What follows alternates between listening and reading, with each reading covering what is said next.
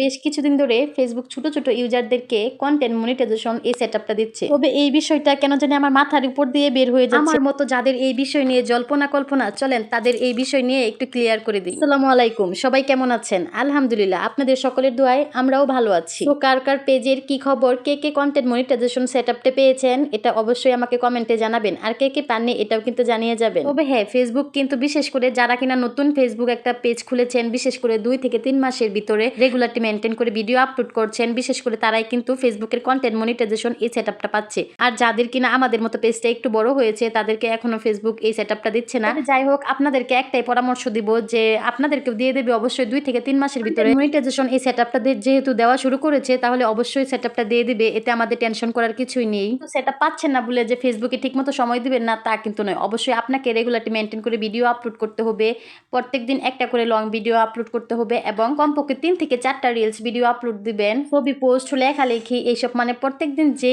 টাইমে ভিডিওগুলো আপলোড করতেন অবশ্যই চেষ্টা করবেন প্রত্যেকটা ভিডিও বা পোস্টগুলো যেন একই টাইমে আপলোড করা হয়। তবে হ্যাঁ, এতক্ষণ তো আমি বকবক করেই গেলাম, কিন্তু অনেকেই ভাবছেন যে আপু আপনি কি কন্টেন্ট মনিটাইজেশন এই সেটআপটা পেয়েছেন নাকি? না আমার ভাইয়া ও আপুরা, আমি এখনো কন্টেন্ট মনিটাইজেশন এই সেটআপটা পাইনি, তবে আমিও আশায় আছি কবে এই সেটআপটা পাবো। আর হ্যাঁ, কন্টেন্ট মনিটাইজেশন এই সেটআপটা পেলেই যে আপনি একদম সোনার হরিণ পেয়ে গেলেন এখন বর্তমানে কিন্তু তা নয়।